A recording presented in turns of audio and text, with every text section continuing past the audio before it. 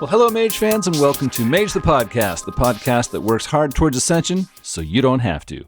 I'm your host, Adam Simpson. I'm joined by co-host Terry Robinson, and today we are going to bring you another episode of Tomes of Magic. Last time we spoke with you, we covered Technocracy Reloaded. We talked about everything technocracy, and our listeners are probably thinking, okay, we have covered the technocracy. We're ready for something new. But I need to remind you, listeners, Tisful, the technocracy is for life. What does that mean? That means today on Tomes of Magic, we are going to be bringing you the Operatives Dossier. Yes, there is more technocracy because we're not getting out, at least not yet. So before we do that, Terry, do we have any announcements? I have two announcements. The first one is I have been dealing with an absolutely wicked rash for the last few days. Hives have been covering a non-trivial portion of my body. Someone gave me the piece of advice last night to take a bunch of Benadryl to try and deal with that. So if at any moment I fall asleep literally in the middle of recording, it's not because of you. It's not because of the book. It's because I took the genius idea of taking a bunch of a CNS depressant before I needed to record. On the plus side, not itchy right now. So that's pretty great. Coincidental life 2 effect. On a more serious note, a listener reached out and said, "Hey Terry, I want to give some feedback on the latest episode and a lot of the M20 episodes really. I found it really strange that you and Adam keep referring to the authors as if they were anonymous. It's true that many WAD books are written by teams of people and it's impossible to know who did what, but you have interviewed the authors for many of these books. You frequently speculate on the author's intentions as though the process hadn't been spoken for. You've had great episodes with them. There's also frequently a very large difference in tone between the two. At this point, I'm paraphrasing. Between your frequently very critical reviews of a book and the much more joyous and positive interviews with the author, this feels disingenuous to me. Why the difference? Thanks." I thought this was a perfectly reasonable question, so this was asked in our Discord. I answered it there, so I figure I'd share it more broadly here. Author interviews to me are a celebration of the creative process. It is the author saying, this is what I intended. When we are reading for Tomes of Magic, we are not looking through that lens. We are trying to answer the question of, how is this useful at our table? How does it fit into Mage continuity? And what is the reading experience? For author interviews, we will frequently get the text ahead of time, but not by that much. So for instance, I was able to get the manuscript for Book of the Fallen about 36 hours before the interview. It takes me about an hour to read 20 to 25 pages of Mage book. So for a 200-page book, it would take well in excess of 10 hours for me to read that. And it's just hard for me to muster that kind of time. It is very hard to have the entire text ingested for critical discussion in that period of time.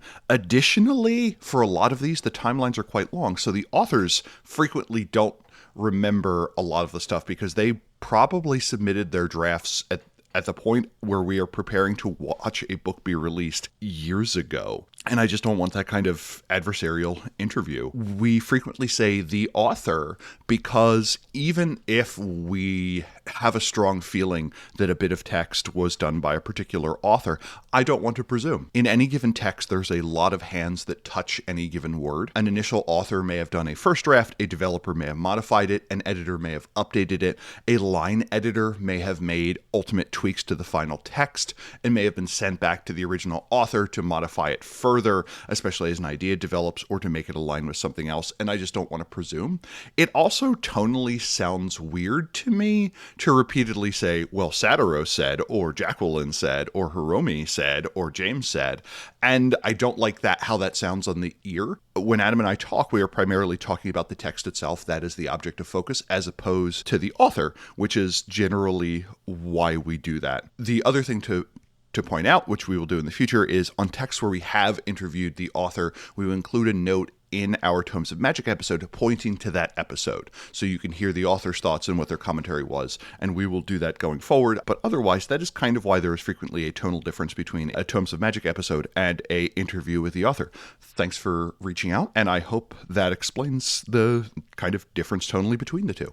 Yeah, Terry and I actually didn't have a master plan when we started the Tomes of Magic series and when we do the author interviews. Of course, Terry has done a few more of those than I have, but Terry and I were talking about this week, and I was actually surprised how much Terry and I are very much on the same page, even though there was not a plan going into this. We really do have the same thoughts about what is the point of a book review episode and what is the point of an author interview episode. So I was very pleased to see that we're of the same approach on this. So So thank you, Terry, for sharing that. The other request that came up after it that what Adam and I may do is basically a discussion with Adam and I that says, when we run a game at this point, what do we use? And also, how do we read a book for Tomes of Magic? In the next few months, we will have hit our 100th Tome of Magic episode, which is simultaneously something where I want to cheer and cry. And once we do that, I think it may be in order to be like, how do you two actually read a book with the intent of relaying the content to other people?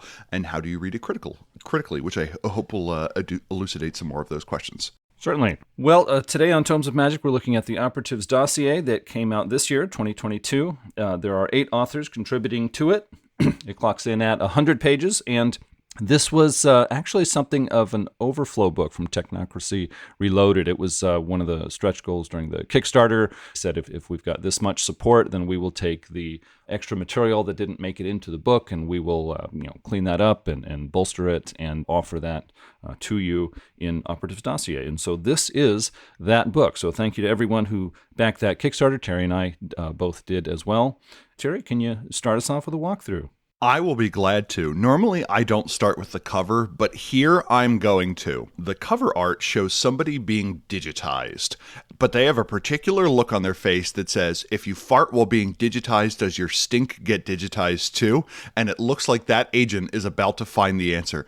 Additionally, the character being depicted on the front is friend of the show, Natalie. Hi, Natalie. The first bit that we get is entitled Tea and Intrigue. And I finally found out why the world of darkness is considered dark compared to ours. And it clearly said that in the world of darkness, it's maple-flavored syrup rather than tapped distilled tree blood that is true maple syrup as God intended. So it was good to know what is one of the things that marks it as being dark. But it is 2 agents talking about how they are going to talk to a Seamerd, a craft-aligned mage. There's a little bit of a back and forth, and then it ends. We also find out that the technocracy has something called hyper tea. As the person comments, the tea tasted awful, completely unlike the hyper tea served at the office. I thought that was remarkably stupid at first, but as I read the book, I found that that was just one of those little things to drop in to point out that the technocracy is a different beast. And this book is littered with it, and I grew to love them. Adam, did you have any thoughts on the prelude?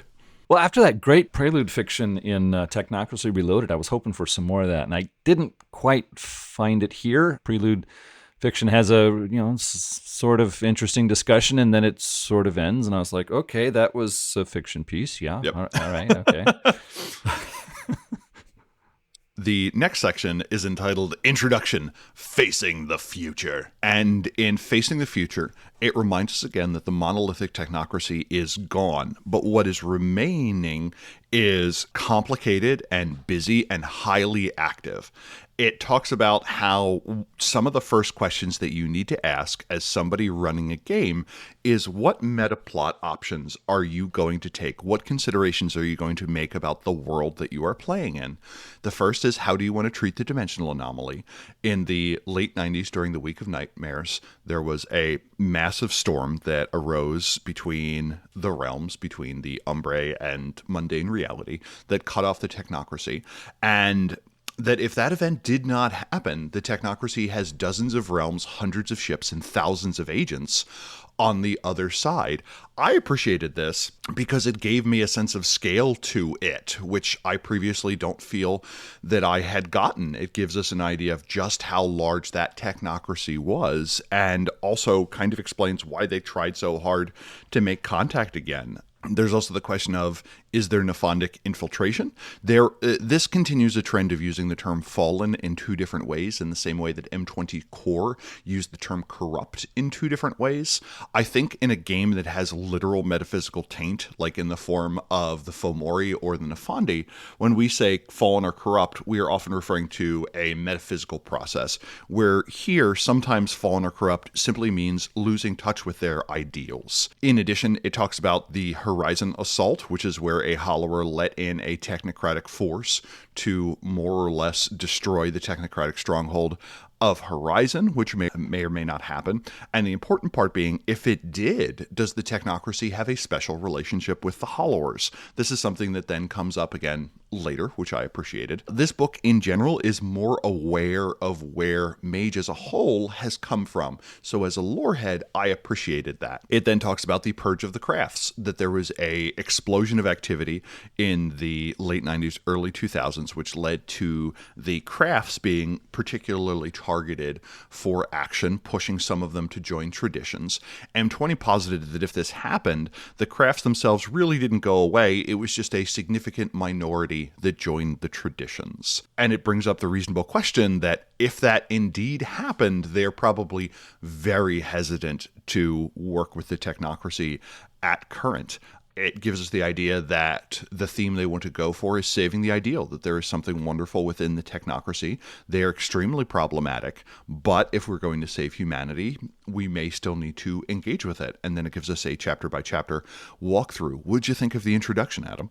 Well, it kind of stood out to me in the introduction. It says, the soulless monolith of early Mage is obsolete.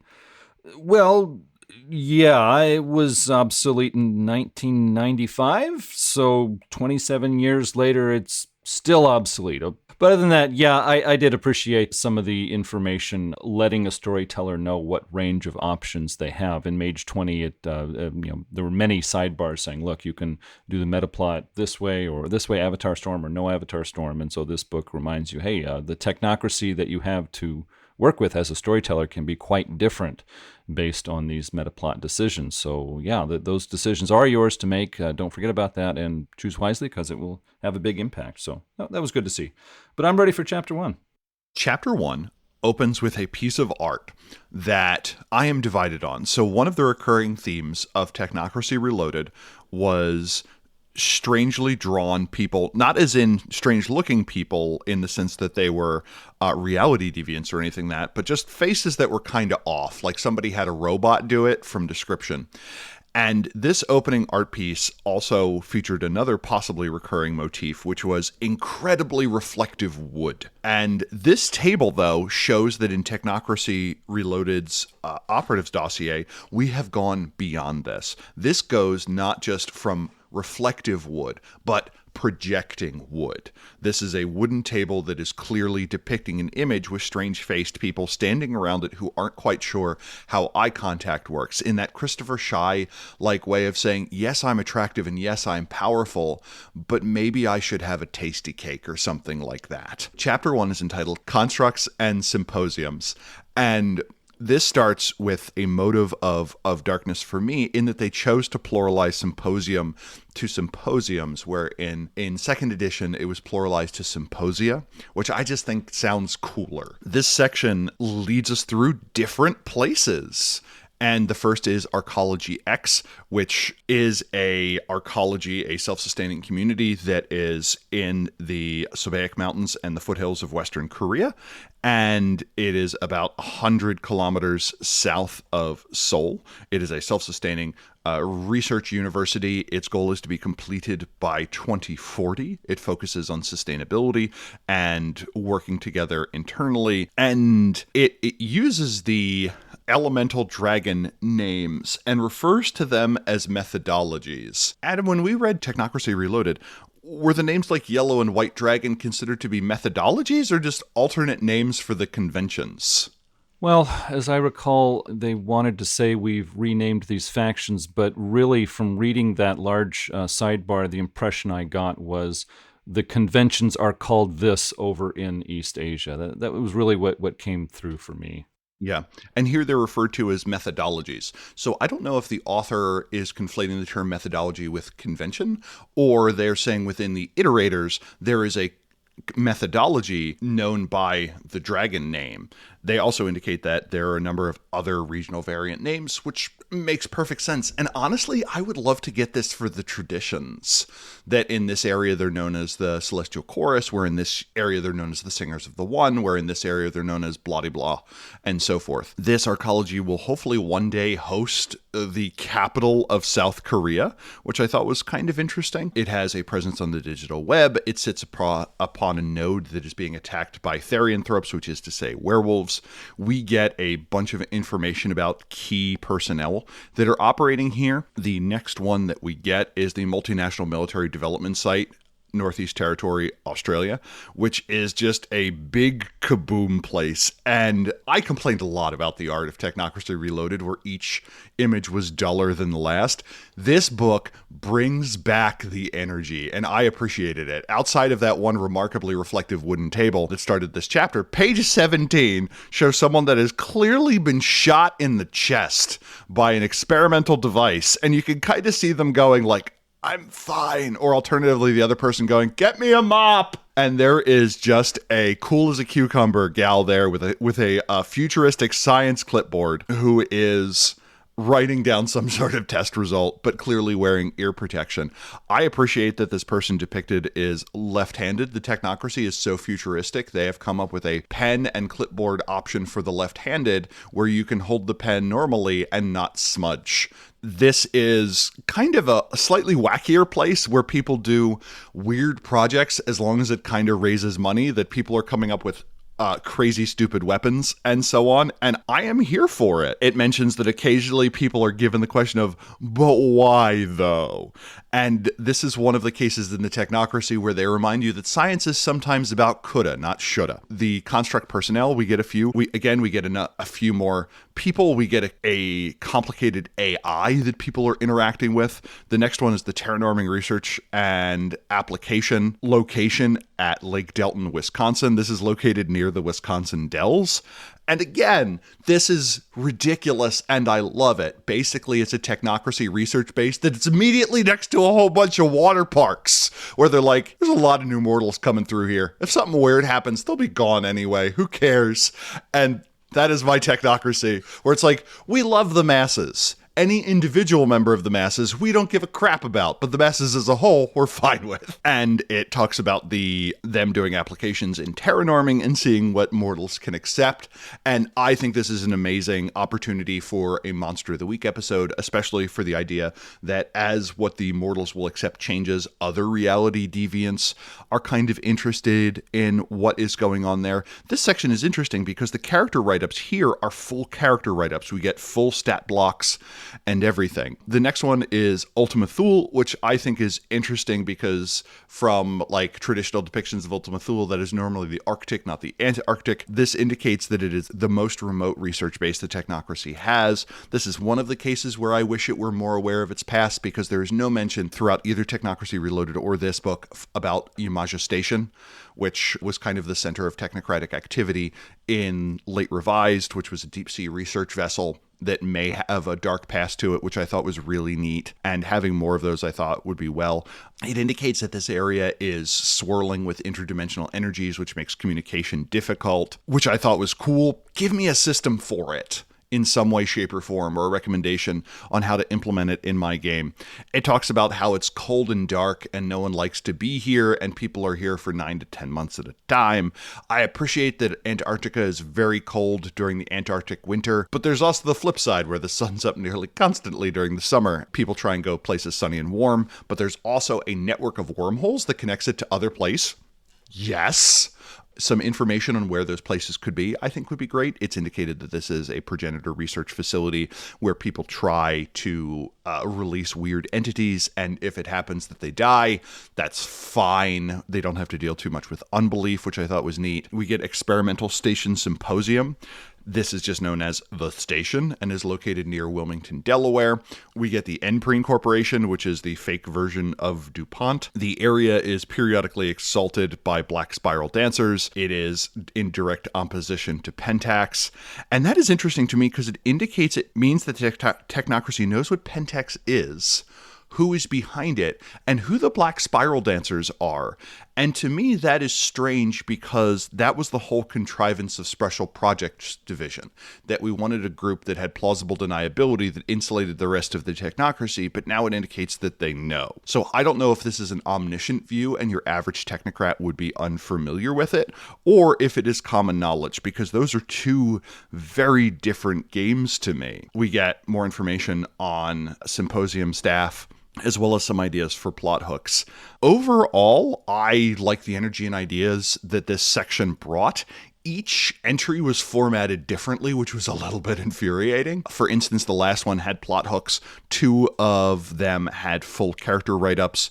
The rest of them didn't. We're pretty early in the book, and there were already some things where editing was missed. There's a character whose height is listed as 6' INCHES space quotation mark. So they used both ways of presenting. Messy in terms of that regard. There were a bunch of cases where I would have liked a little more explicit plot hook ideas as opposed to plot studs, things so that you could draw a plot on. But on the whole, it's interesting. And unlike the entries that we have in Technocracy Reloaded, these are a bit wackier and focusing more on the technocracy dealing with other supernatural elements or other super science things, as opposed to like, they have a facility in Nairobi which is working on corn that gets 4% more yield.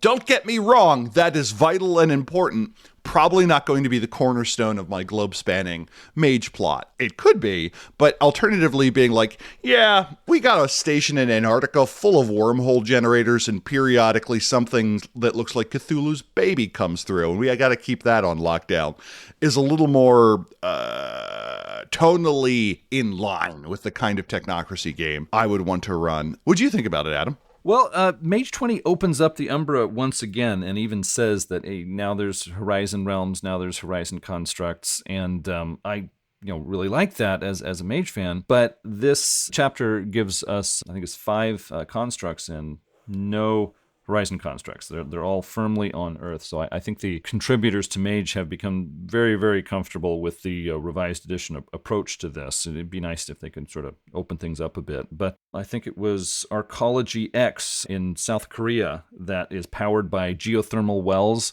And I thought, yes, this is so cool. Why is this the first time I remember reading about this in a Mage book? If the technocracy has sphere magic and they're all about high tech, I mean, it seems like years ago they should have been digging pits, deep down into the crust of the earth to hit, the magma and using that heat to generate energy. That's the kind of thing that I would expect from the technocracy. You should be normalizing that so that us sleepers can get some access to cool stuff like that too, because darn it, that's how I want to generate my electricity, not coal, which is boring and messy. I also like the idea, though. There's a lot of games where people uncover darkness by digging too deep. I like the idea that the technocracy does so literally, that every time, the reason there isn't more geothermal power is every time they dig, they just find another Nephondic labyrinth, and they're just like, darn it, there's another one. It's like, you unearthed an ancient Gelidian. What resource were you seeking? Surprisingly hot water. And people are like, this is that's damn hubris. Technocrats. Exactly. but yeah, but I really like that idea that, hey, we're doing this, we've been doing it for years, and we're just trying to normalize this for the sleepers, and it's like, yeah, that's cool. I definitely like that. Page 19, we have Alexis Carmody, who is a member of a construct who is unenlightened, yet has advanced all the way to tier 3 in the technocracy. In Technocracy Reloaded, we saw that there are tiers 0 through 5, and so like tiers 0 and 1 being for sleepers, extraordinary citizens, and then up around 5 you have high-level leaders of the technocracy. And so an unenlightened person becomes a tier 3. That is an interesting org chart, to say the least. How did they get that high? I don't know. That was a little weird. On Ultima Thule construct in Antarctica, I really, as Terry said, I really love this idea of opening up portals to the Umbra and sending stuff through, having weird stuff come out. I mean, if you've got to have your construct on Earth, yet you want to have some kind of contact with the Umbra, then yeah, go down deep into Antarctica, open up all those portals, and pretty much nobody's going to know about it. So this is really cool. Now, my complaint is on the same thing, because it says that Ultima Thule, because of all this activity, it is unusually hard to spy on it. It is also very hard for other mages in other parts of the world to open up a door and walk through and say, hey, I raided your base. This was like, okay, if it's harder, give me some systems, like how much harder, and what might happen if someone punches a door through to there anyways. Let's see, on page 27, it's saying that awakening happens when you clone a mage. This is for the Syndicate construct. They have a mage who was quite powerful, and she was cloned, and her clone awakened also. And it says in the book that, isn't this the sort of thing you would expect? And I would say, no, actually, this is a very big continuity error. Because if you can take a powerful mage and clone them and get a powerful mage out of that, then Technocracy would have cloned their way to victory many years ago.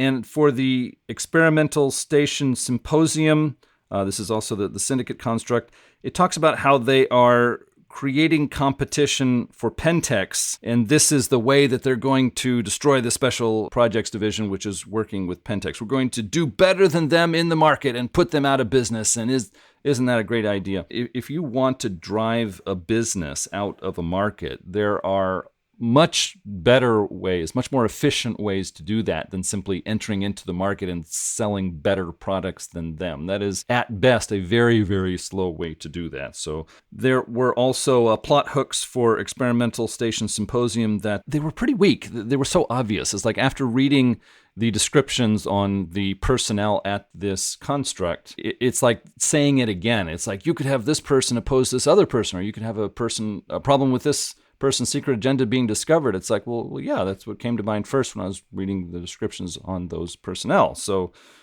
saying that that's the plot hook was a little crazy for me. But after reading through these 5, Arcology X in South Korea and Ultima Thule in Antarctica were the 2 that really stood out as interesting and fun. Those are the 2 I would like to circle back and use in my games as a storyteller.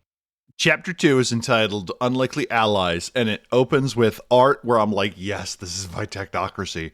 And it shows a bunch of very well-dressed people. Importantly, it shows a woman whose hair goes beyond her shoulders, just firing at dinosaurs. Now, I wouldn't be surprised in this actual art if the dinosaurs are the technocrats and the people are like mortals or something like that, or Nefandi or something, and it's like the sauropods or something coming to wreck some stuff. Or alternatively, they are firing past the dinosaurs at something, and the dinosaurs are trying to escape. All of these are acceptable options to me, and I love each more than the last. This chapter gives information on working with various groups. It talks about how the Ascension Truce could work. It makes mention to that as having been one of the meta plot options. And then the rest of the chapter kind of presumes the Ascension Truce did happen. So the Ascension Truce is the idea that at some point the technocrats say, we should stop fighting and start loving or something like that. And like, what is the plot that comes out the other end of it? Either things have gotten so bad or that they have gotten so good, or there's just been a sea change. And it talks about how an asset can be slowly increased in terms of respectability on the HOAR scale, which I can't do anything except for read it as like the whore scale. So I just picture this moment where a technocrat goes, "You saved our asses back there, Treddy. If we survive, I'm going to put you in to be recognized as the level 7 whore that you are." And I just want to include that in my game. So it talks about how one of the ideas when you're allying with someone is to minimize damage to the thought space. And I like this as a plot idea, that the technocracy recognizes that this hermetic is going to do this weird-ass ritual. And now the goal of the technocracy is to either do a veil out and be like, this is what it actually was, or to keep the whole thing under wraps. And I just love the technocrat tearing their hair out to either justify or conceal this. It's like the weird relative that comes over that you try and keep from talking to anyone at a dinner party, but they have to be there if you want to inherit your great aunt's estate or something like that. To quote William Shakespeare, this shit writes itself. We then get information on, it walks through the stages of successful negotiation. Sure, we get a whole bunch of guidelines on how they interact with certain mission types, that things have to be going really sideways for them to be involved in certain kind of elimination missions and so on. And then we get dissident permutations, which is how the different cross-convention initiatives that Adam discussed in Technocracy Reloaded would interface with different groups out there in the world. We get information on the Challenge Fate Foundation, and how they are genuinely one of the few groups within technocracy that are kind of heroic, and how they focus on dealing with mundane or non-sentient threats to humanity, climate change, disease, despeciation, and so on. We get a random mention of how the truth of the Kennedy assassinations is weirder than you could think. We get some information on how there used to be this group called the Cassarifi, who allied with the Janissaries under Chiron Mostai, which I am here for. I love those neat little references back to the past. It indicates that Mostai killed Porthos, which isn't necessarily how I read the events of things, that he came at Porthos and he didn't successfully kill him, but ultimately containing the energies of the conflagration when Duizatep went kaboom is ultimately what did him in. The Black Daggers are the secret police of the technocracy. They hunt down the Fondi, and they may be the heirs of the Cassarifi. It mentions that Cassandra Complex is familiar with the idea that there is the divide between the Unionists, who are carrying out the mission of control of the current technocracy, and the Utopians, who carry out the mission of the Order of Reason, and that the Friends of Courage are probably the heirs to that belief in the Order of Reason. We get information about Navalon, or New Avalon, that all but one of the founders is dead. Their goal is to de-escalate, share, and to make friends. So for them, the real technocracy is the friends we make along the way, and I'm glad I can say that out loud. It is an interesting space to navigate between patriotism and history. It indicates that they work with the Celestial Chorus and the Verbena because they all speak the same language. And there's a couple ways to interpret that. They're the only groups that speak British. But I also like the idea when someone is like, you know, who is okay with the divine right of kings and an island being ruled by white men and an ignorance of past practices? The Verbena. Yeah, maybe they secretly really loved the Excalibur movie from the 80s, and that would be perfectly acceptable to me. We get a little bit of information on the Mukteshaft al-Nur, the Collectors of Light, which they kind of seemingly changed the history of, which is fine. The section on the small internal groups are done in world, so that gives it a little more narrative distance, because I think previously it was indicated that this group of Islamic scholars were kind of rebuffed from joining the Order of Reason. Eventually were incorporated but stayed somewhat independent as of the late 1880s. I wasn't quite sure what was happening there. It also indicated that maybe they become a full convention at some point, that they don't like Europeans or didn't at some point, which is fine. We get further information on Project Invictus, that they formally don't exist, that they work with the Hollowers, that they are looking for friends, that they oppose SPD, that their base of operations is a base in Cancun. And then we get some information on dealing with orphans and the unaligned. And I thought this was kind of interesting because it now proposes that there are multiple levels of kind of mages that don't fit into the previous big four factions. That you have orphans who are individual mages that may not be aware of the Ascension conflict or who opt out of it. The unaligned, which are small groups that don't tie to any larger group. The crafts, which seem to be at least large enough to have 2 locations or more operating contemporaneously, and then you have the Disparate Alliance, which is a potential umbrella group sitting above them, and I like this. I wish this were the opportunity to mention a whole bunch of orphan and unaligned groups. We just don't really get that in M20, and that's okay. That's always been a wish list item for me. We get a section talking about how they don't like being called orphans, nor do they like being called namerds, so maybe we come up with some other term. It talks about how the technocracy recruits them, and how it's like a surprisingly good way to recruit a mage that is in an abusive relationship and whose life is just like crap is to improve it. And like, that's one of those duh things. But like the fact that the technocracy can win the Ascension War by like being like, yeah, we have a spare place. Like my friend has an extra room if you want to stay with them. And that being like the preponderance of the recruiting things where it's like, the technocracy has access to like rent-controlled apartments, and that's how they win the Ascension War, is also surprisingly bears fruit and truth to me. That they have vast databases, so they look for those who were in cults or who have been traumatized, and how this is real rough because you are dealing with people that have a high potentiality to awaken, but also are kind of not in a great spot and may require a fair amount of work to get them to a place where they can helpfully contribute to the operations of the technocracy. And again, for some people, these things may be obvious, but for me, I very much appreciated the nuts and bolts of, if we are going to do this technocracy that tries to make friends before it shoots them, what does that look like when you're recruiting an orphan? It gave us some information on that.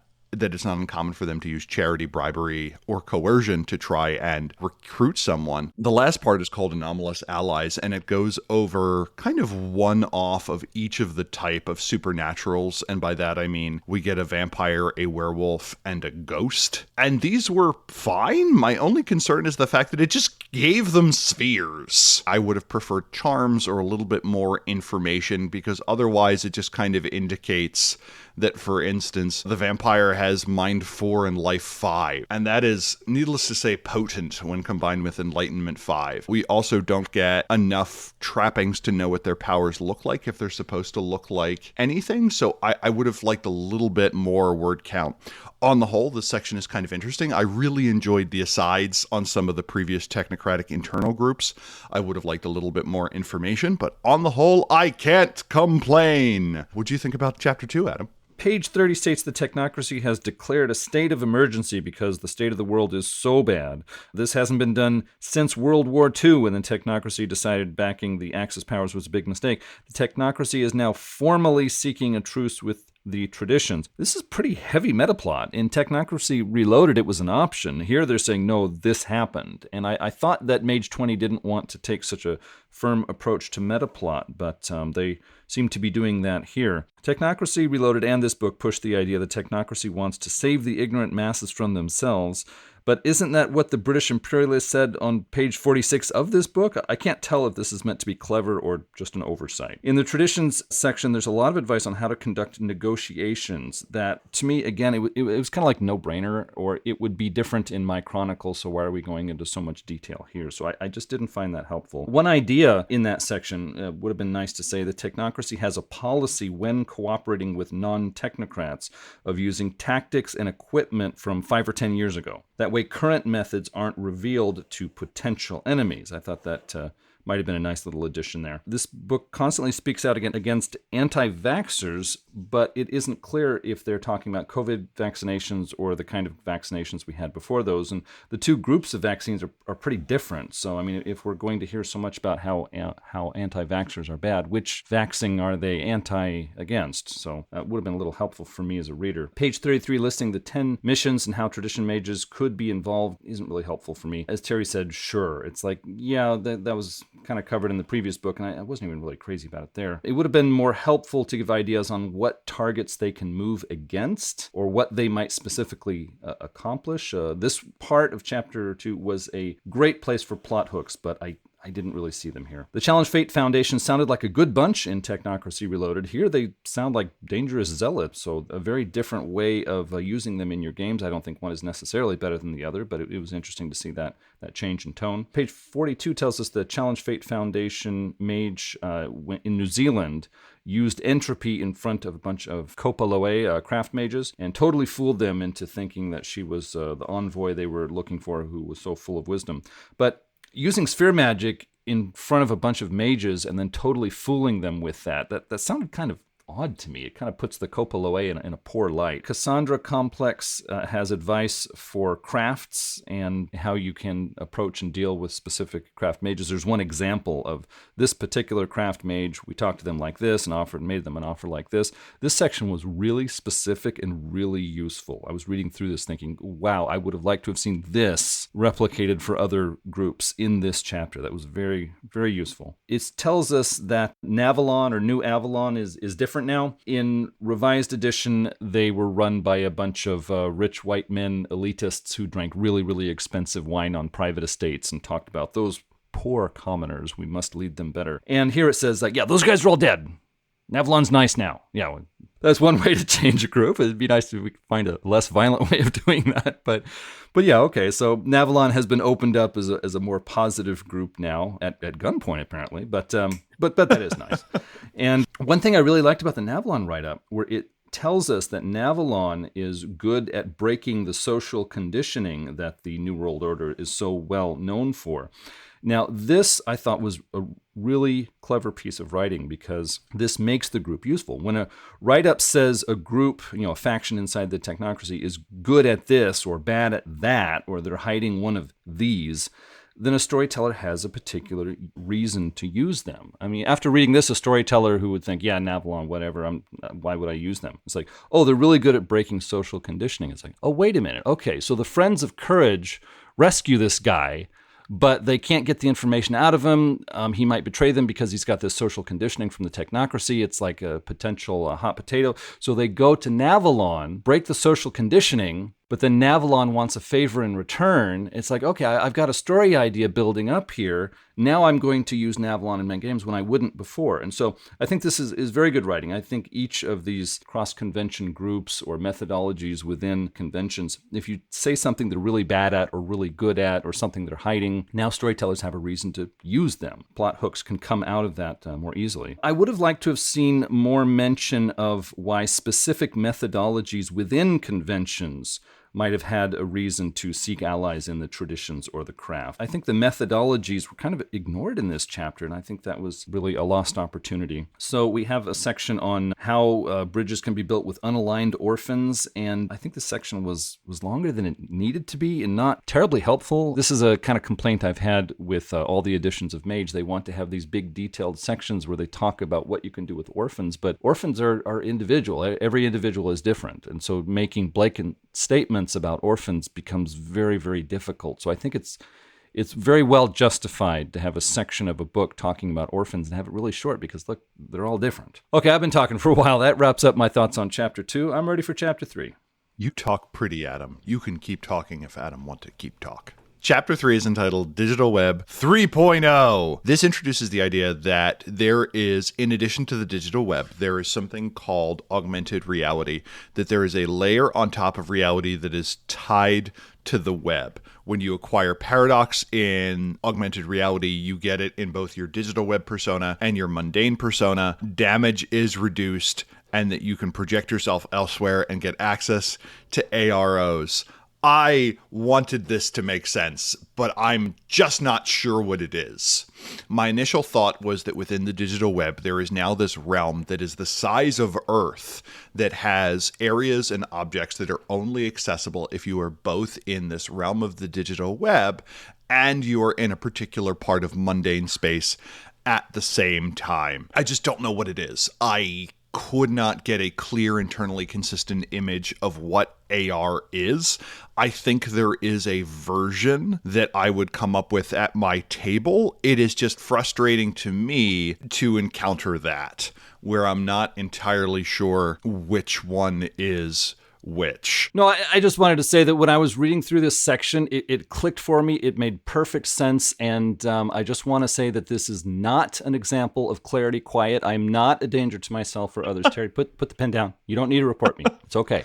But anyways, continue. It's just one of those things where I thought I had a handle on it, and it just kept giving little things where I'm like, wait, where it would talk about being able to move AROs, augmented reality objects, from places to place. It also talked about the tag creation process, and it didn't tell us what a tag could necessarily do.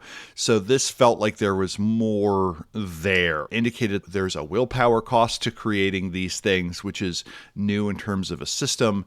And then it said these are additional systems on top of the ones that we have in M20 Core, which is actually a beautiful write-up of how the digital web works. And then it just kind of restates a bunch of them. So it felt conflicted between, is this a new write-up or is this an alternate write-up? It talked about how in alternative reality, there are different ways of interfacing with sections. It gives us that you can resist the damage caused by a hard D-res with a soak of difficulty 7. This is the first time we've ever gotten a difficulty 7 soak in Mage, I think. We get the idea that sectors have something called a power rating, which is how much magic can flow through an area without paradox. So if a sector has a power rating of 4, you can't do effects that get more than 4 successes.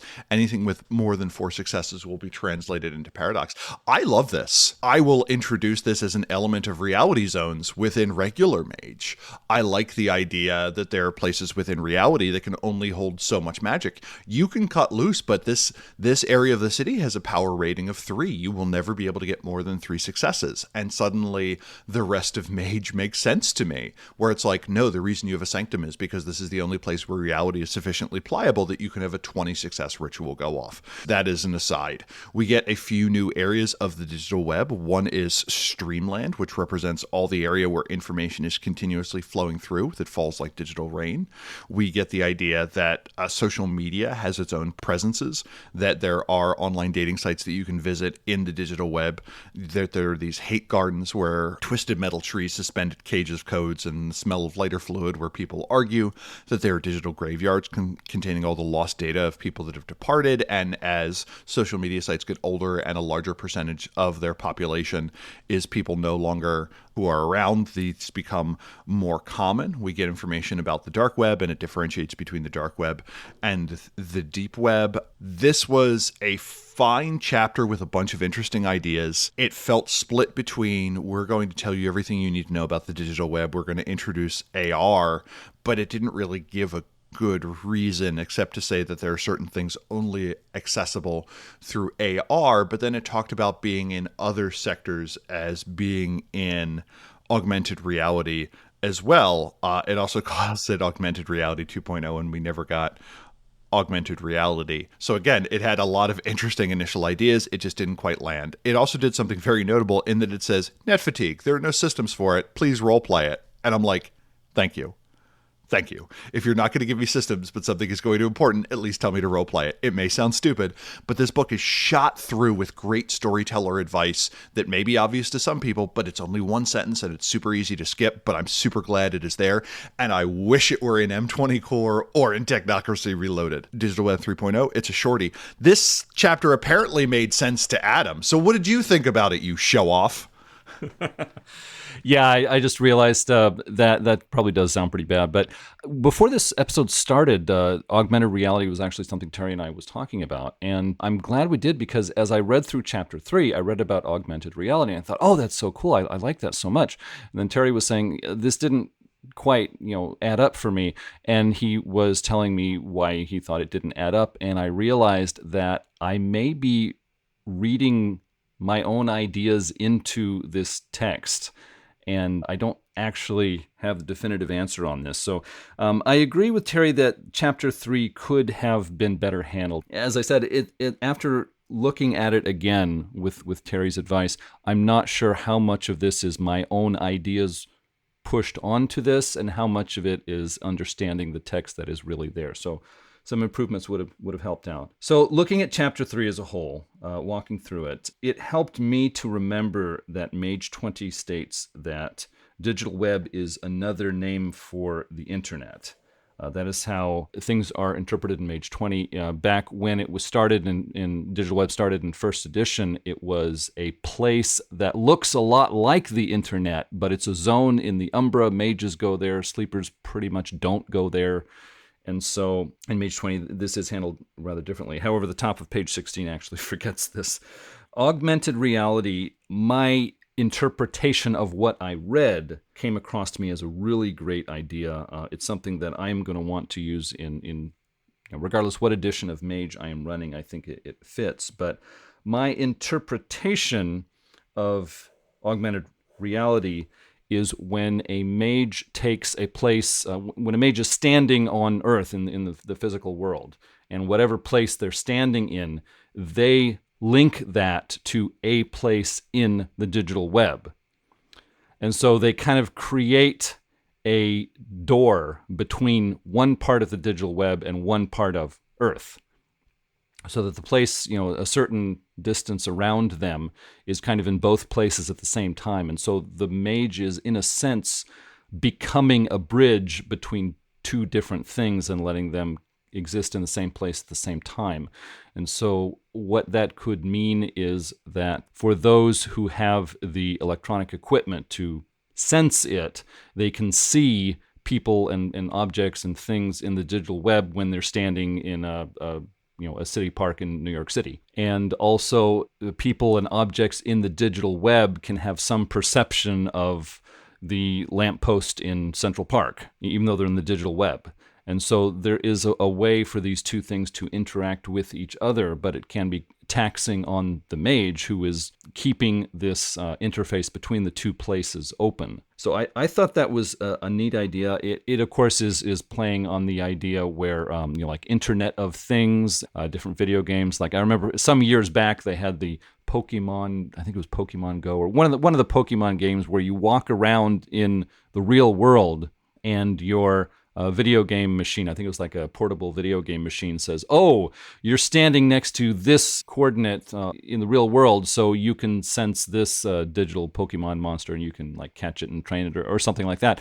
But the guy who's over in New Jersey, well, he can't see that Pokemon creature because he's at a different place. So his Game Boy is going to say, "No, you see this other Pokemon creature." And of course, there were newspaper articles of people wandering into restricted areas and actually walking in front of traffic and stuff like that because they were looking at their device instead of looking at the real world and how, hey, this is a conflict. Maybe this video game wasn't a good idea, or maybe a new version can fix this.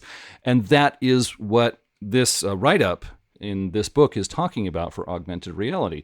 The mage who is in Central Park in New York City has overlaid one part of the digital web, and because he's paying so much attention to the guy who's in the digital web that he can now interact with, that he walks into a lamppost and stuff like that. So I thought that was interesting. Now, it started talking about how the mage who is linking Central Park to this place in the digital web can cut the connection and then connect his surroundings in Central Park to a different place in the digital web. And so now it's like a different augmented reality relationship. And I think I understood what they were basically trying to say, but I definitely agree with Terry that this write-up is confusing. It does open itself up to interpretations. And so, listeners, even though I want to tell you about this book, my interpretation may be off. I might be making all this stuff. And that is why I am saying it is okay to think differently. This is not necessarily clarity quiet. So Terry, I'm okay. I'm all right. I'm going to be fine. Oh, yeah. If you choose to go Marauder, though, that does have the benefit of allowing you to enforce your denial quiet on other people as they join your reality bubble. So if you double down enough, of necessity, what you believe to be true will be the case. And you won't accumulate paradox. So I think you're certainly on the right track. That sounds really appealing. But I'm not going to do that. Not because I would do that. It just sounds appealing in a platonic sense, sure.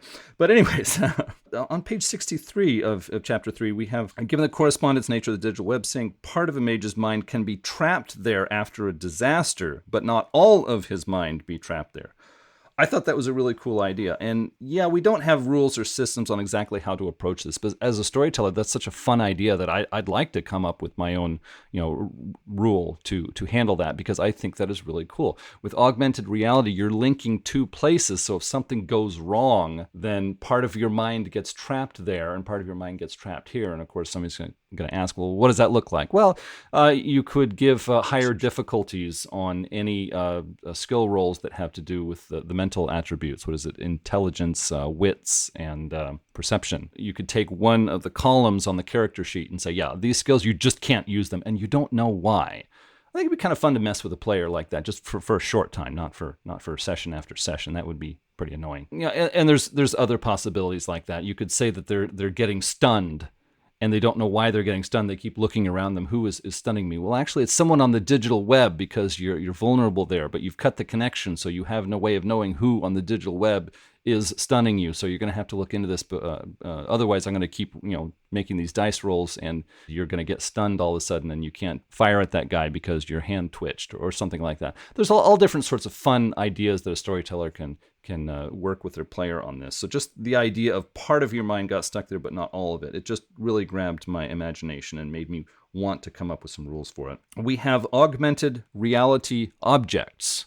That is not a person or a place. It is a thing, an object, like you could say a trash basket or somebody's electronic device or something like that, maybe a weapon that is in both layers of augmented reality at the same time. It gives 4 levels of these. Now, I actually like this because, trying to remember, I think levels 1 and 2 could be Internet of Things, like, say, a refrigerator that's connected to the internet. So sleepers can understand this and connect to it. But the higher levels, say levels 3 and 4 of augmented reality objects, are things that only mages can perceive and understand and work with. They're totally beyond sleepers. So I like that. It made me as a storyteller want to work with this. And I'm glad that they didn't go for like 5 or 10 layers or levels of augmented reality objects. That would have been way too hard for me. It would have been frustrating. The difficulties on moving from place to place and on effects were written with the assumption that the digital web is the internet. That means the expectations of sleepers have power here,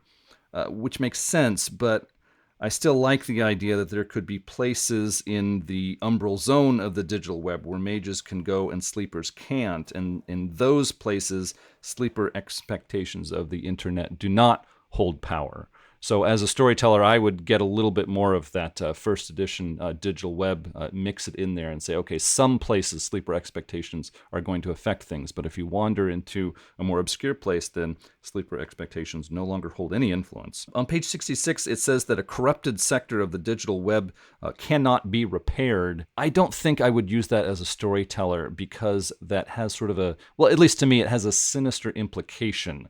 That means that marauders or Nefandi or some other, really negative faction can go onto the digital web and just start corrupting sectors. And since they can never be repaired, they're going to corrupt more and more and more, and the whole thing is going to come crashing down. And this is a real concern. We need to, get our boys together, get onto the digital web, and really fight against these factions. And if that's not what you want your stories to focus on, then all you have to do is say, well, yeah, but there's this way to if you really want to, you can repair a corrupted sector. So this is not a long-term problem that's going to push us off the digital web. Page 67, it tells us about Streamland. This is a new part of the digital web that was never mentioned before in any Mage book. It's saying how people do a lot of video and audio streaming nowadays with the internet. And so there's a place of the digital web where there are I guess I pictured flows like water, rivers in the air shooting in different directions.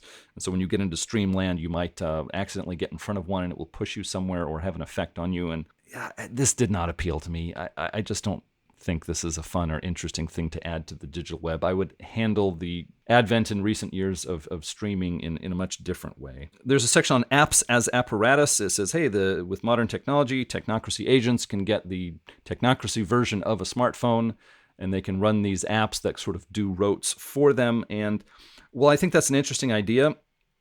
I imagine the technocracy leadership would be concerned with this. They don't want lazy technocrats that let their machines do their rotes for them and get complacent. I think the technocracy would want to emphasize the fact that, hey, you need to be improving your skills, getting practice. Don't get lazy and let your skills atrophy. So I think there would be something to do with this. And what would that look like? I don't know. It could be more story-ented, where the technocracy leadership puts out all these notices saying, hey, you guys don't rely on your smartphones, and all the agents laugh it off, say, no, it's fun, it's easy, we like doing this. Or it might be some rule system where rotes above this level cannot be used as an app. I don't know exactly how I would approach that, but I think it is a very real concern that the leadership would be saying, hey, we don't want lazy technocrats. I think this chapter lost an opportunity in that this was a great place to create new zones or sectors for the digital web and then tell us about them and make us interested so we'd use them in their games. There's really no new places added to the digital web. One of the reasons I liked the first book on the digital web put out for Mage was because it said, hey, here's all these interesting places where interesting things happen. Wouldn't you like to do something with this? Or maybe that will give you ideas for your own. I really didn't see it in this chapter. The closest thing we get to that is in social media, there are places where you can see a lot of Valentine's card things because it's a dating profile for a dating app. And so this is like a place you can walk into. It's a room you can stand in. It's like, I'm sorry, that's just not really interesting. I mean, tell me about some sector where the technocrats have a new experiment that is really dangerous and might bring the house down, and virtual adepts are trying to break into it and learn something, or I don't know, something like that. This was the place for plot hooks, and it wasn't there. All right, Chapter 4. Chapter 4 is entitled The Technomancer's Toy Box, a title so good they used it again. This section is just stuff, and it's a lot of really fun stuff. And it has a few things where you're just like, that's a choice, but you know what? I'm here for it. And I'm just going to share some of the things I kind of liked. The Deviance Potential Evaluation wrote, which is used various successes to see if someone is likely to turn supernatural, in the sense of, are you a kinfolk? When you die, will you form a wraith?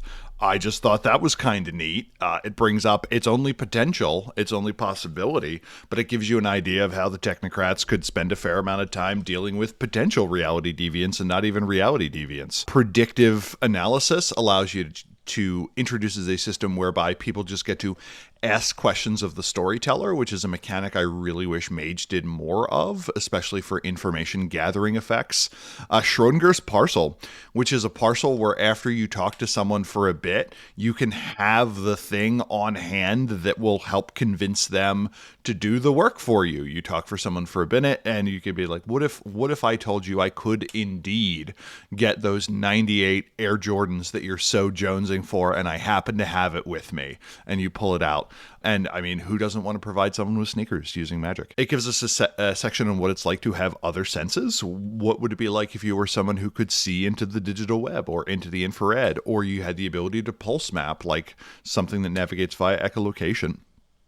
We then get a bunch of procedures, which are vulgar as all get out, and the technocracy is like, you know what? Sometimes you just got to go there. One is called atomic override, where you just rewrite the laws of physics in an area briefly. Yes. Another one is the gadget, the 30-second start, where you just go back in time in case anything really bad happens. There's a magic paper bag that obscures things, and this just reminds me of the Onion article, which shows somebody with a wine bottle in a paper bag, and it says local cops mystified by contents of paper bag container, and it's clearly just a wine bottle in a paper bag. And I like that the technocrats have figured out that technology. There's a wormhole generator. It generates wormhole. Why are you complicating things? There's a thing that allows you to strand people in specific spots of the digital web. Thanatos project, which briefly grants you mental access to a quantum computer that lets you gain access to knowledges super fast, which is super fun. There's a bunch of really neat things. My only concern is the fact that frequently the enlightenment for a lot of these objects is quite low. So, for instance, the 30-second start, if you use the rules for time travel where everything is +3 difficulty, where you go back in time, you have enlightenment 3 to try and essentially get 1 threshold success right out the go. That doesn't seem great. So a little bit more information on how these devices work. Maybe when they get a success, it's worth more, or it's at reduced difficulty. Something to indicate that these devices in general are at least effective most of the time would have been great. We then get construct rules after a section on some of the prototype technologies that came out of the MMDS, which is the Australia location, which includes a paradox sink, which just kind of eats paradox. This kind of bring back the idea of paradox absorption that we got from Forged by Dragon's Fire that was interesting. And the quantum state ionic weapon, also known as the question mark, which does a lot of damage, a ferocious amount, which is nice to see. And as I said, we get information on constructing chantries, which I found a little bit difficult to follow, but it's here. And it gives you an idea of this is how you can build effects into it. And this is how you can represent the fact that there are powerful people that work here. It still almost always makes more sense to just have your character be part of a very powerful chantry than to try and build your own. The last section we get is on terranorming, which is a guide to how to change the nature of reality in an area. Cards on the table. I wrote this. This is the first section of Mage, the Ascension canon material that made it into print. So if you don't like it, that's fine. It's okay. But a lot of fun things, a lot of technobabble that made no sense. One of the items is indicated as being hyper infrared. I think the hyper and the infra cancel out, and that just means it's red. But you know what? I'm here for it. I'm perfectly fine. You got a whiff of the Society of Ether in this section. Adam, what did you think of Chapter 4, Technomancer's Toy Box? On page 78, we have a rote called Whiteout, which was damn confusing. Because earlier in the digital web write-up, we were reading about whiteout on the digital web. And it's like, okay, so here's this road. Oh, you can cause whiteout. No, this road is called whiteout, but it has nothing to do with whiteout, which is why it's called whiteout. So please give this road a different name, please. My criticisms aside, I actually really like this road. Just give it a different name and it's really cool. It is a road where you use sphere magic to remove your influence from an object so that something that you file that you wrote or some object that you've had in your possession for a long time, you give it off to someone else and they can use sphere magic to trace it back and say, oh, this used to be owned by Bob. Well, let's go talk to Bob about this. So the whiteout rote removes your influence from it so that using sphere magic, it adds difficulty. So it becomes a lot harder for someone to trace it back to Bob. And it says that the Cassandra complex uses this when they pass, information packets or actual, physical packets full of typed up information or objects that have damning evidence against bad guys. They hand it off to people, but they don't want people knocking on the door saying, oh, so this is the headquarters of the Cassandra complex. Nice place. Mind if I move in? So, they use the whiteout route to remove their influence. And of course, this is not as effective as what the Rogue Council was doing in the book titled Ascension at the very end of Revised Edition. They were using Oracle level magic to really thoroughly scrub the connection so that nobody could trace it back. This route here in Operatives Dossier just makes it a lot harder to trace it back. So this is a non-Oracle version of that road. And so again, with its history in Mage, I was glad to see this. Just please change the name. We have a section on alternate perceptions that says, hey, the Technocracy has electronic devices from Iteration X. They've got cloning special genetic techniques from the progenitors that let agents perceive infrared, ultraviolet, other kinds of things. And so, well, why don't we put down a little write-up on the different kinds of alternate perceptions they could have, some possible rules to work with that. There's also some information on augmented reality here. And so I thought this section was really, really nice. I'm really glad it was here. I think it gives a great indication for storytellers. For example, there's some goon, some enemy from the Technocracy that's chasing down some tradition mages, and it's like, well, it has this kind of altered perception, so it has these advantages, and these disadvantages when dealing with the players. It's like, oh, all of a sudden this alleyway fight scene becomes interesting for me as a storyteller because I have something unexpected to pass to the players, but there's a weakness that they can find and knock over the villain. And so I really liked putting this in the book. My only nitpick is in this alternate perceptions section, they have a write-up on augmented reality, and I think they should better take into account the confusion from getting senses from two different worlds at the same time. The augmented reality write-up here makes it look like, oh, you can do these things too. It's like, no, tell us about the weaknesses that you mentioned earlier in Chapter 3. Let's really pull this together, folks. The gadgets are more interesting in this book than Technocracy Reloaded. I thought the isolated strand was really cool. This is a way to make a new small portion of the digital web and then either escape into it or push your opponent into it. And so this was, I thought it was an interesting idea. And if you were to add in the possibilities of augmented reality on top of this, I think this could be some really interesting scenes to run in your games as a storyteller. So love that one. There's a construct purchase rules in here, and there's been no mention of construct or chantry construction rules since the very beginning of first edition, by the way. Not resentful or anything, just thought I'd throw that in there. And so when I saw this section, I was all excited. It's like, oh, finally we're going to deal with this. And well, no, not really. This section is quite short. It is not at all thorough. It only deals with constructs for the Technocracy. I think the purchase table on page 89 was helpful. I think it can be a useful tool for someone who wants to create their own chantry and construct creation rules in Mage 20. This is actually a good starting point, and so I found that helpful. But overall, for do I have all the rules I need to let my players build their own construct and run with it? No, I think it actually falls short of that. I think there is some further work needed to really make that shine. But that table on page 89 actually is a very good starting point, so I'm glad it's in here. And then the chapter finishes out with a terranorming section, which I wish it had been a little more useful. I wish there had been a little bit more specific information on terranorming. It's really more like a rough suggestions than anything else, at least if I understood it correctly. So those are my thoughts on Chapter 4, and ready for Chapter 5.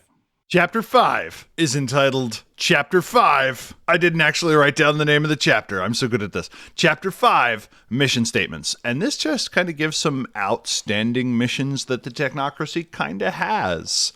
And to riff off of a comment Adam made, I feel like a lot of the devices presented here are great options to be the centerpiece of interesting stories and not just equipment that the characters have to like solve a problem.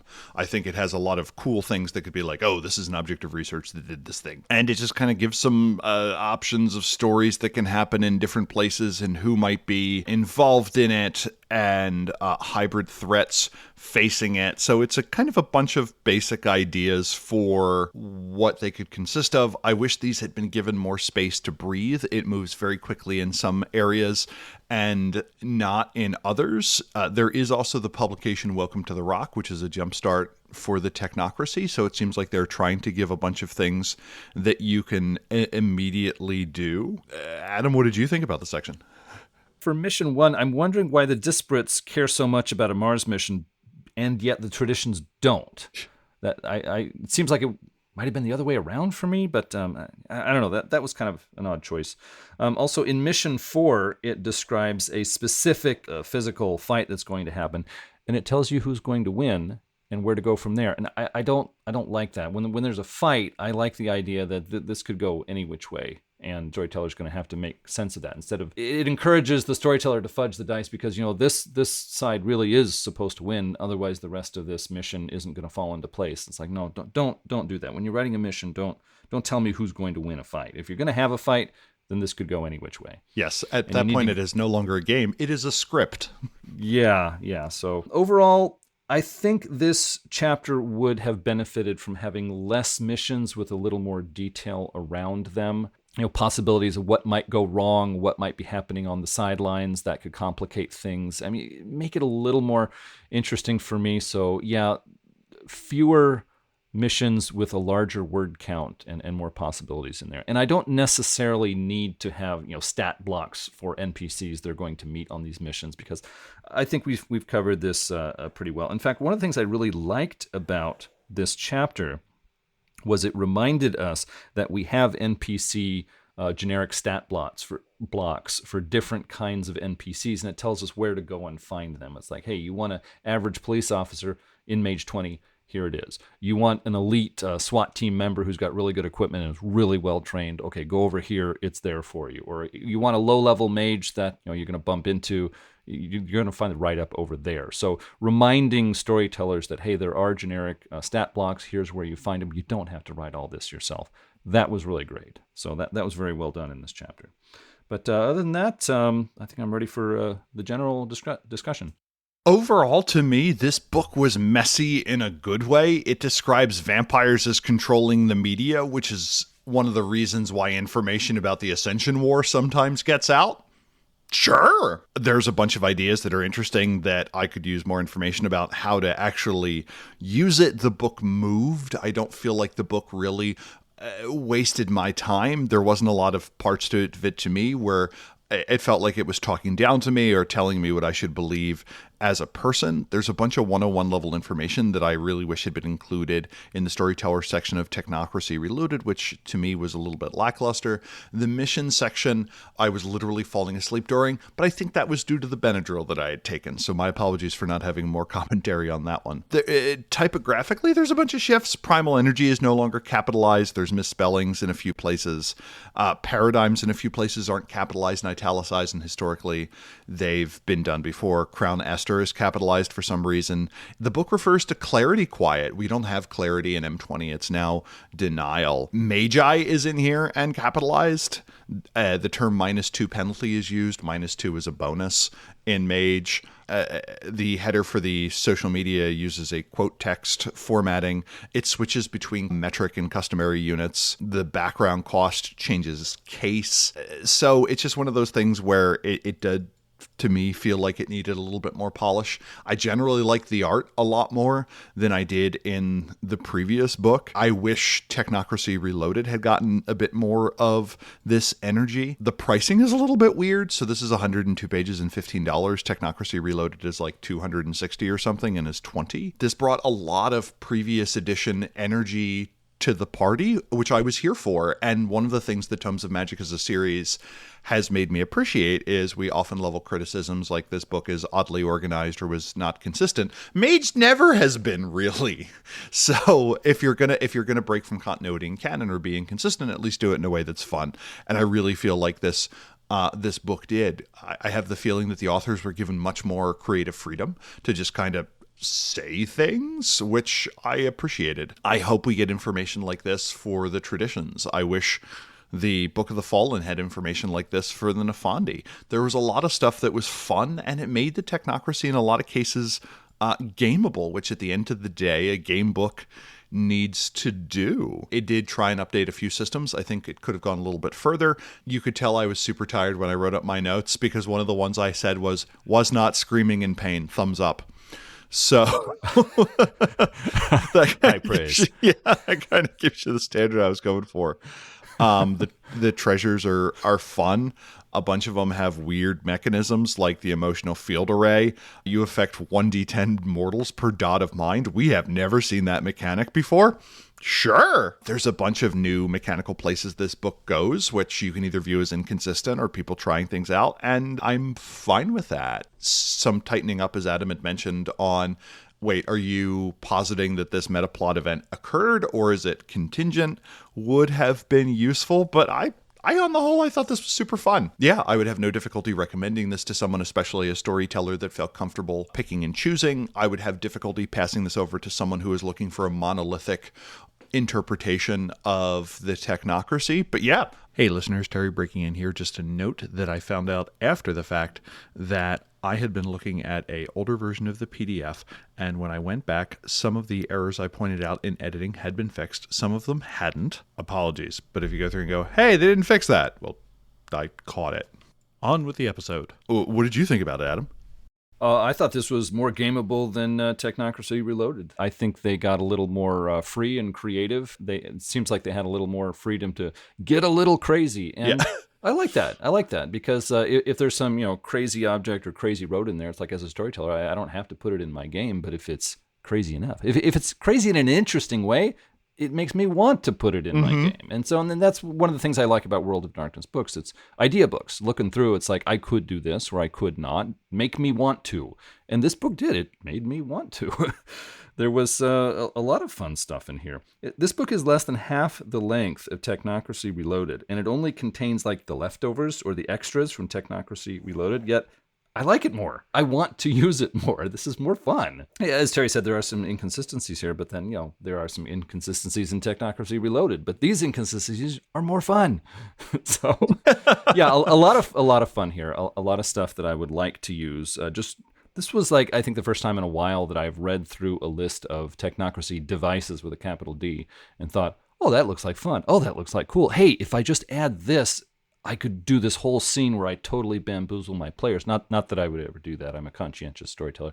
But still, I mean, you throw the possibility out there and temptations are involved. So yeah, this book was a lot of fun. And nitpicks aside, this is the book that I would point a Mage 20 player towards and say, look, if you want some fun stuff for Technocracy, just look through this. You'll get ideas, the kind you'll want to use. And this is fun. So definitely thumbs up for this one. Yeah, Guide to Technocracy plus Operatives Dossier. I think you could have some super fun times. Yeah, definitely. Those two books together could give you some very good possibilities. It's a good idea. I had kind of forgotten about Guide. That was at the end of second edition, but it had some good stuff in it. Did. So what are we reading next, Adam? Next up is the Rich Bastard's Guide to Magic. This is a very specific supplement. Only mages who are very wealthy and are real jerks. So I get the wealthy mages who are nice guys. This book just does not cover them. And the mages who are jerks but don't have a lot of money, again, we're just not looking at them this time. So, but yeah, that's next. I'm jazzed to read it. That's another one that isn't incredibly long, and that where we did an author interview. So if people are curious to hear what the authors intended before we have that discussion, I'll include that in the show notes. Definitely. Well, were there any quotes that stood out to you while reading this, Terry? I mean, maybe just one, or maybe more. Yes. So I already mentioned Hyper T as a phenomenon, and I'm like, I did an eye roll, and then I realized they delivered for the rest of the book. One section talking about MMDS, despite incessant jokes about them designing the perfect spreadsheet, the time motion managers have their own research team at MMDS. I'm sorry, if you're going to come for me like this in a mage book, at least send a town car. I really want perfect spreadsheet to be the, instead of merging with control, what time motion managers merge with when they gain Arete 10. Another one that stuck with me was the Technocraticunion internally designates these people as non-affiliated magic-using reality deviants or namers. However, initial research indicates that the term namered is off-putting to the target, creating unnecessary communication noise and complicating negotiations. When approaching namerds in the field of negotiation, the appropriate term is unaligned. So I just like the fact that the Technocracy has done market research to determine that the unaligned don't like being called namerds, and that you should call namerds the unaligned. That's my Technocracy. And those are my quotes. Awesome. Great. Well, if you have something to say, please contact us at magethepodcast@gmail.com with your questions, comments, or feedback. You can subscribe to Mage the Podcast on iTunes, Google Play, TuneIn, and other aggregators. If you like the show, you can leave us a review, and that will make us more visible in other people's searches so that they have a better chance of finding us when they're looking for a good podcast to listen to. You can follow us on Twitter at Mage the Podcast. We're also on the web at magethepodcast.com, where you can catch past episodes, see the order in which they came out, and see the complete show notes that we prepare for you. Well, I wanted to say a special thanks to our executive producers. Terry, can you give us their names? A special thank you to Oracle Buck Farmer, Oracle Christopher Phillips, Oracle Josh Hillrup, Oracle Jay Widener, Oracle McHale, Oracle the crew of Erebus, as well as Alex, Alexia, Andrews S., Andrew Edelstein, Anon, Badurfy, Berto, Blaze Hibbert, Boo, Boogers to the Sixth, Brad of the Blue, Bryce Perry, Chris P., Daniel Cuppen, Daniel Scribner, Dan Svensson, David Roy, Dennis Osborne, Derek Semsek, Gargle Noir, George Laura, Guy Conan Stewart, Eable, Jason Kennedy, Jason W. Biggs, Jeff Bryn, Jenna F., John Magnuson, Joshua Heath, Kathleen Halperin, Leslie Weatherstone, Matthew Proyle, Michael Creedle, Michael Parker, Morgan Aran, Nathan Weaver, Nubero, Neil Patterson, Nikita Klamenov, Oliver Schindler, Patrick McNamara, Patrick Mulder, Puka G, Rachel Grace, Ralph Scheinheimer, Ricardo, Richard Bat Brewster, Robart the Robot, Rob H., Ryan Kenny, Samuel Tobin, Stephen Carton, Thrice Great, William Connolly, William Martin, and Zach Rules. Thank you so much. And Jason Vines. Sorry. If you would like to become an executive producer for Mage the Podcast, it would help us to keep bringing you episodes like this. You would also become a part of our council to discuss upcoming projects. The link in the show notes will get you started. Well, thanks everyone for listening to Tomes of Magic, and until next time, truth until paradox, baby. Keep the technocracy weird. Go change reality. Bye.